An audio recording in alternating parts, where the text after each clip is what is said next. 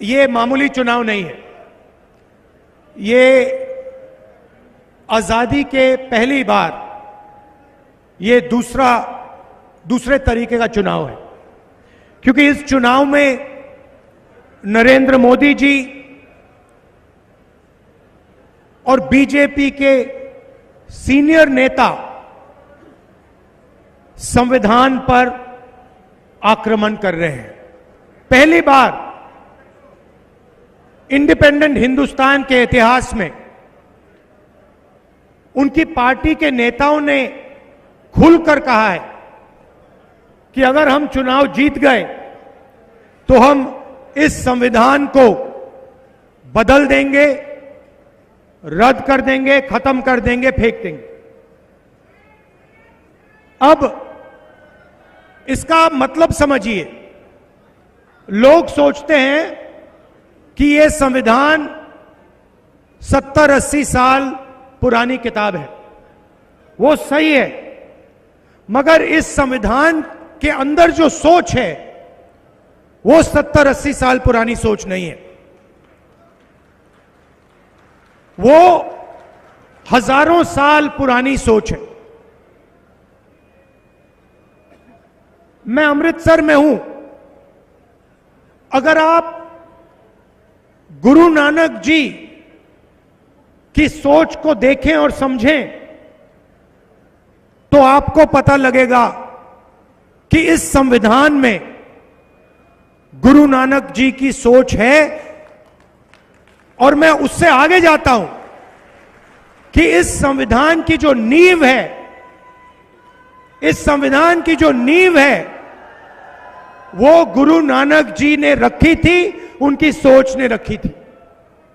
और सिर्फ गुरु नानक जी ने नहीं, ऐसे हिंदुस्तान में अलग अलग महापुरुषों ने वही सोच देश के सामने रखी थी। चाहे वो बुद्धा हो, बुद्ध भगवान हो, नारायण गुरु जी हो, बसवना जी हो, इन सब की सोच इस किताब में है। और आज बीजेपी के लोग सामने आके कह रहे हैं कि हम गुरु नानक जी की सोच पर आक्रमण करेंगे और उसको हम खत्म कर देंगे। उस सोच का रिप्रेजेंटेशन मॉडर्न हिंदुस्तान में गुरु नानक जी की सोच का यही रिप्रेजेंटेशन है। गुरु नानक जी ने कहा था कि सब लोग समान हैं, सबकी इज्जत होनी चाहिए, सबका आदर होना चाहिए, सबके साथ मोहब्बत होनी चाहिए। यह कॉन्स्टिट्यूशन भी वही कहता है।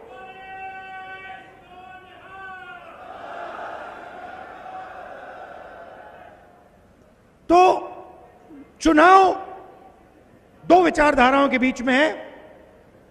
एक तरफ नरेंद्र मोदी जी और बीजेपी के लोग जो इसको खत्म करना चाहते हैं, और दूसरी तरफ कांग्रेस पार्टी जो संविधान की रक्षा कर रही है।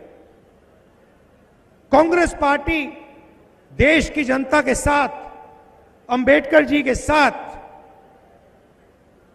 ये कॉन्स्टिट्यूशन लाई थी। तो अगर बीजेपी इस पर आक्रमण कर रही है तो वो अंबेडकर जी की सोच पर भी आक्रमण कर रही है।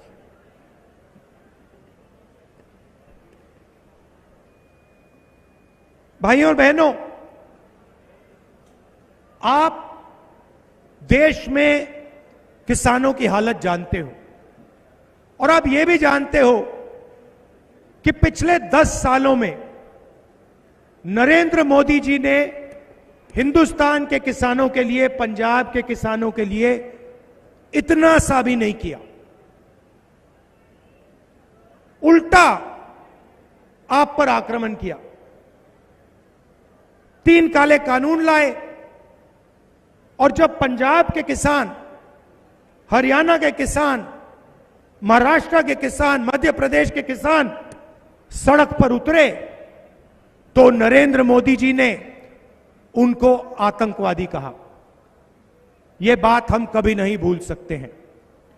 16 लाख करोड़ रुपए उन्होंने 22 लोगों का कर्जा माफ किया, मगर पंजाब के किसान का, बाकी प्रदेशों के किसानों का 1 रुपया उन्होंने कर्जा माफ नहीं किया है। और खुलकर कहते हैं कि मैं किसानों का कर्जा माफ नहीं करूंगा क्योंकि इससे किसानों की आदत बिगड़ती है। मैं आपसे पूछना चाहता हूं, अदानी का कर्जा माफ होता है, 16 लाख करोड़ रुपए 22 लोगों का कर्जा माफ होता है, तो उनकी आदत नहीं बिगड़ती है, मगर पंजाब के किसान का कर्जा माफ होता है तो किसान की आदत बिगड़ती है। यह कैसी सोच है?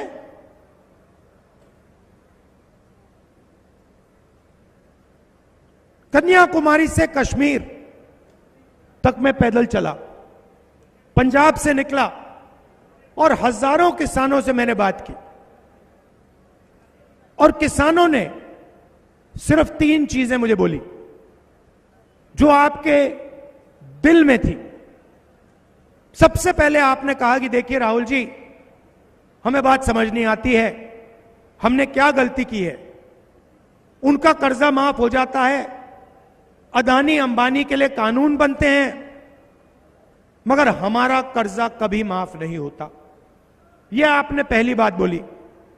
दूसरी बात आपने बोली कि राहुल जी, हम मार्केट में जाते हैं, अलग अलग प्रोडक्ट्स खरीदते हैं, शर्ट खरीदते हैं, पैंट खरीदते हैं, मोबाइल फोन खरीदते हैं, सब प्रोडक्ट्स के लिए सही दाम मिलता है, दाम लिखा होता है, मगर जब हम अपना अनाज बेचते हैं, शुगर केन बेचते हैं, आलू बेचते हैं, तो हमें सही दाम नहीं मिलता। और तीसरी बात आपने कही कि नरेंद्र मोदी जी बीमा योजना लाए हैं, इस योजना से 16 कंपनियों को फायदा होता है, हमारा नुकसान होता है, आंधी आती है, तूफान आता है, कंपनीज को हम फोन लगाते हैं, ईमेल भेजते हैं, कंपनी जवाब देती है कि हम आपको बीमा का पैसा नहीं दे सकते। ये 3 चीजें पंजाब के किसानों ने, बाकी देश के किसानों ने मुझे कही। तो इन 3 सवालों को मैं आज आपको जवाब देना चाहता हूं। पहला काम, जैसे यूपीए सरकार ने किसानों का कर्जा माफ किया था, वैसे ही कांग्रेस पार्टी पंजाब के किसानों का, बाकी देश के किसानों का कर्जा माफ करने जा रही है। दूसरी बात, यह सिर्फ एक बार नहीं होगा। हम सरकार में एक ग्रुप बनाएंगे जो किसानों की फाइनेंशियल सिचुएशन को स्टडी करेगा, और जब भी हिंदुस्तान के किसानों को कर्जा माफी की जरूरत होगी, इंडिया गठबंधन की सरकार किसानों का कर्जा माफ करेगी। एक बार नहीं, अनेक बार हम यह काम करने के लिए तैयार हैं। दूसरी बात, नरेंद्र मोदी जी ने साफ कहा कि कानूनी एमएसपी हम नहीं देंगे। मैं यहां आपको साफ कह रहा हूं, इंडिया गठबंधन की सरकार पंजाब के किसानों को, हिंदुस्तान के किसानों को गारंटी करके कानूनी मिनिमम सपोर्ट प्राइस देने जा रही है। और तीसरा काम, जो आपने बीमा की बात बोली, नरेंद्र मोदी जी का जो बीमा का प्रोग्राम है वो 16 कंपनियों की मदद करता है।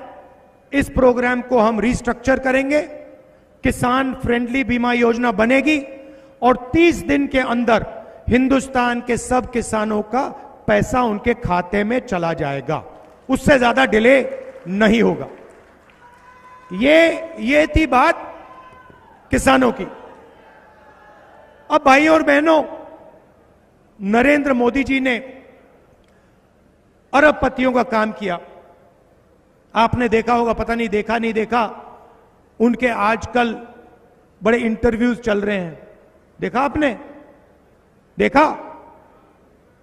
उनके इंटरव्यूज चल रहे हैं, मीडिया के 4 चमचे बैठा देते हैं, उनसे सवाल पूछते हैं, नरेंद्र मोदी जी जवाब देते हैं। सवाल कैसे होते हैं, नरेंद्र मोदी जी आप आम कैसे खाते हो? काट के खाते हो या चूस के खाते हो? ऐसे सवाल चल रहे हैं। तो उन इंटरव्यू में एक चमचे ने उनसे पूछा, मोदी जी हिंदुस्तान में अमीर लोग अमीर होते जा रहे हैं और गरीब लोग गरीब होते जा रहे हैं, इसके बारे में आप क्या सोचते हो? नरेंद्र मोदी जी का जवाब आता है, सोचते हैं, पहले वो थोड़ी देर सोचते हैं, ऐसे सोचते हैं,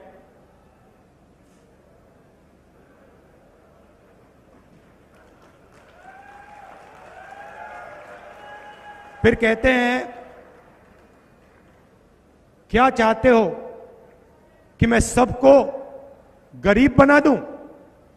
नहीं मोदी जी, हम चाहते हैं कि जो आप अमीरों के लिए करते हो, अरबपतियों के लिए करते हो, वो आप गरीबों के लिए करो। अच्छा, एक नई बात चली है, पता नहीं आपने सुना नहीं सुना, उन्हीं चमचों के साथ इंटरव्यू में एक चमची पूछती है, नरेंद्र मोदी जी आप में इतनी ऊर्जा कहां से आती है, इतनी एनर्जी कहां से आती है? नरेंद्र मोदी जी का जवाब आता है, मैं बायोलॉजिकल नहीं हूं, बायोलॉजिकल नहीं हूं, पता नहीं चीजें कैसे होती हैं, परमात्मा ने मुझे भेजा है और मैं बायोलॉजिकल नहीं हूं, मैं परमात्मा का काम करता हूं, मुझे परमात्मा ने मिशन पे भेजा है। मतलब हिंदुस्तान के बड़े से बड़े महापुरुषों ने यह बात नहीं बोली, मगर नरेंद्र मोदी जी को लगता है कि परमात्मा ने उनको चुना है, सिर्फ उनको। हम सब बायोलॉजिकल हैं, हिंदुस्तान के किसान, मजदूर, प्रेस रिपोर्टर सब बायोलॉजिकल, मगर नरेंद्र मोदी बायोलॉजिकल नहीं, एक व्यक्ति को भेजा है, परमात्मा ने भेजा है। मैं सोच रहा था नरेंद्र मोदी जी, ये फीलिंग आपको कब आती है? ये आपको 24 घंटे लगता है, या सुबह ऐसा लगता है, या शाम को लगता है? और ये जो आपको फीलिंग आई, ये नोटबंदी से पहले भी आई थी क्या? गलत जीएसटी लागू करने से पहले आई थी? ये मैं सवाल पूछ रहा हूं क्योंकि नरेंद्र मोदी के हाथ में परमाणु बम का स्विच है। खैर, बड़े इंटरव्यू चल रहे हैं, उसमें नरेंद्र मोदी जी टिप्पणी दे रहे हैं। शायद परमात्मा ने कहा है कि हिंदुस्तान के सारे इंफ्रास्ट्रक्चर को, एयरपोर्ट्स को, पोर्ट्स को अदानी को पकड़ा दो, मगर पिछले 10 साल उन्होंने यही किया है। तो अब हम उल्टा करने जा रहे हैं। उन्होंने 22 अरबपति बनाए, हम करोड़ों लाखपति बनाएंगे।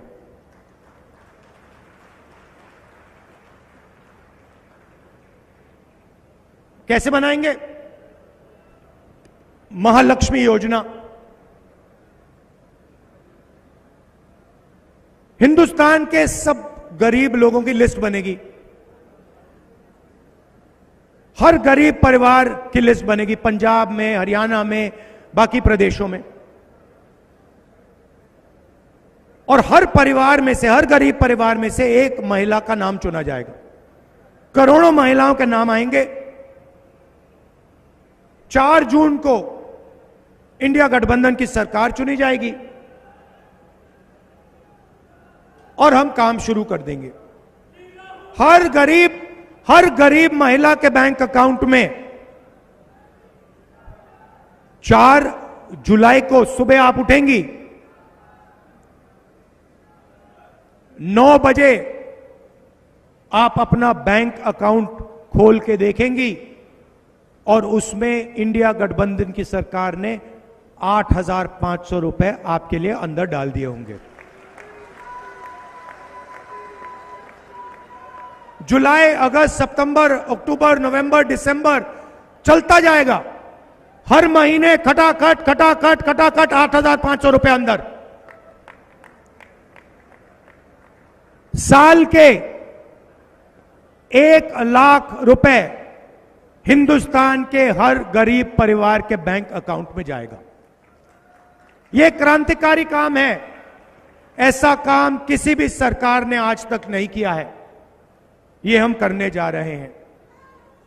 आप सोचिए, सबसे गरीब परिवारों को साल का 1,00,000 रुपया, महीने का 8,500 रुपया,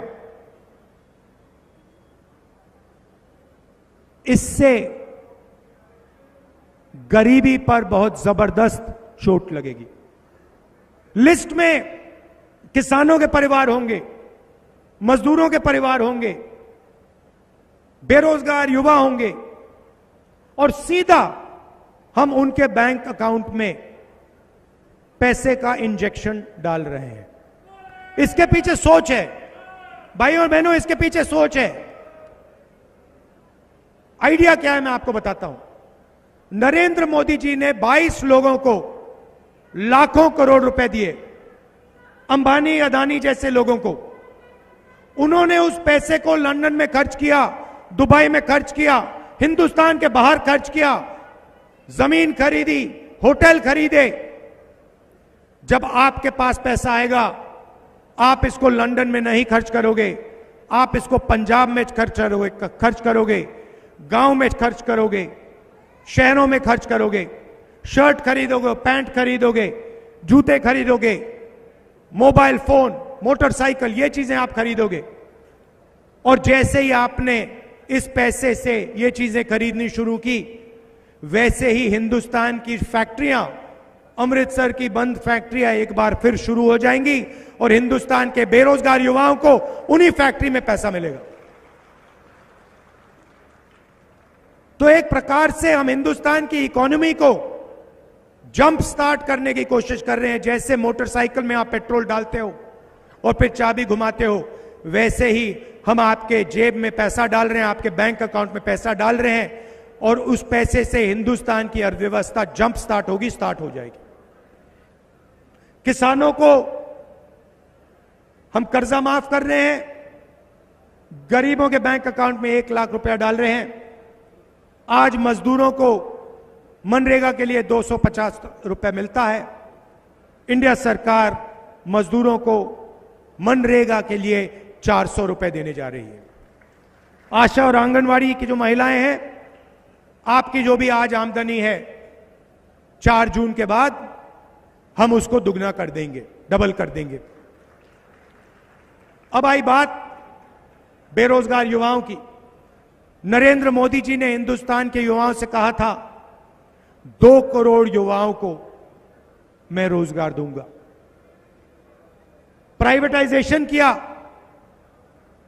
सरकारी वैकेंसीज नहीं भरी, अमृतसर, पंजाब और पूरे हिंदुस्तान के स्मॉल और मीडियम बिजनेसेस को खत्म कर दिया, गलत जीएसटी लागू की, नोटबंदी कर दी और इसका नतीजा हिंदुस्तान देख रहा है। आज हिंदुस्तान के युवाओं को रोजगार मिल ही नहीं सकता। अंबानी और अदानी रोजगार नहीं दे पाते, दे नहीं सकते। रोजगार स्मॉल और मीडियम इंडस्ट्री देती है, छोटी छोटी फैक्ट्रियां देती हैं। रोजगार एग्रीकल्चर में दिया जा सकता है। तो हम पहला काम सरकारी नौकरियों को भरने का करने जा रहे हैं। 30 लाख सरकारी नौकरियां आज हिंदुस्तान में खाली हैं। हमारा पहला कदम उन नौकरियों को आपके हवाले करने का होगा। दूसरा काम और क्रांतिकारी काम, दूसरा काम और क्रांतिकारी काम, हिंदुस्तान के युवाओं को मैं कहना चाहता हूं, अरबपतियों के बेटे जॉब मार्केट में जाने से पहले 1 साल की टेम्पररी नौकरी करते हैं। उसमें उनको ट्रेनिंग मिलती है, पैसा मिलता है और जॉब मार्केट में अंदर जाने का मौका मिलता है। मगर ये फैसिलिटी गरीब युवाओं को नहीं मिलती, बेरोजगार युवाओं को नहीं मिलती। हमने पहले मनरेगा में रोजगार का अधिकार दिया था, उससे करोड़ों लोगों को फायदा हुआ। मगर जो हमारे ग्रेजुएट्स हैं, अंडर ग्रेजुएट्स, डिप्लोमा होल्डर्स, इस योजना से उनको फायदा नहीं हुआ। इसीलिए हम ग्रेजुएट्स को, डिप्लोमा होल्डर्स को, यूनिवर्सिटी कॉलेज ग्रेजुएट्स को एक नया अधिकार देने जा रहे हैं, पहली नौकरी पक्की का अधिकार। प्राइवेट सेक्टर में, पब्लिक सेक्टर में, बीएचईएल, एचएएल, सरकारी अस्पतालों में, सरकारी कॉलेजेस, यूनिवर्सिटीज में, सरकारी ऑफिसेज में आपको 1 साल की नौकरी का अधिकार मिलेगा। बेहतरीन ट्रेनिंग मिलेगी। हर महीने आपके बैंक अकाउंट में 8,500 रुपए जाएंगे, साल के आपको 1 लाख रुपए मिलेंगे। हिंदुस्तान के सारे बेरोजगार युवाओं को यह फैसिलिटी मिलेगी। इससे हिंदुस्तान को एक ट्रेंड वर्कफोर्स मिलेगी। बेरोजगार युवाओं के जेब में पैसा जाएगा, उनको एक्सपीरियंस मिलेगा और वही पैसा जो उनके जेब में जाएगा, जैसे महिलाओं का पैसा अर्थव्यवस्था को चालू करेगा, वैसे ही यह पैसा भी अर्थव्यवस्था को जंप स्टार्ट करेगा। तो यह हमारी सोच है। मेन चीज संविधान की रक्षा, गुरु नानक जी की सोच की रक्षा, भाईचारा, और जैसे मैंने भारत जोड़ो यात्रा में कहा था, नफरत के बाजार में मोहब्बत की दुकान खोलनी है, सबको एक साथ लाना है और एक साथ मिलकर प्रगति करनी है। ये आपके लिए मेरा मैसेज है। आखिरी बात कहना चाहता हूं, मैं यहां आया था अमृतसर, गोल्डन टेम्पल में मैंने सेवा की। उससे पहले भी गया था, मत्था टेकता था, मगर सेवा नहीं की थी। जब मैंने सेवा की तो बिल्कुल दूसरे तरीके से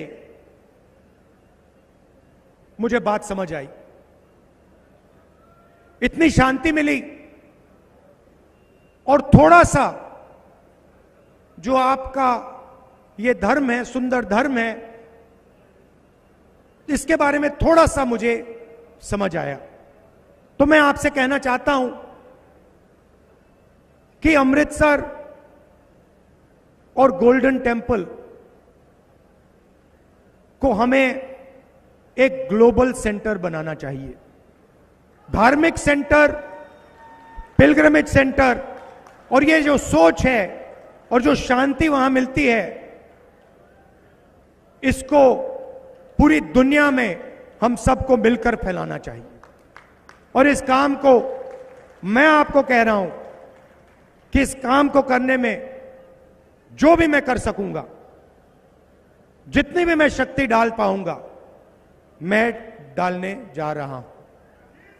आप सबका दिल से बहुत बहुत धन्यवाद।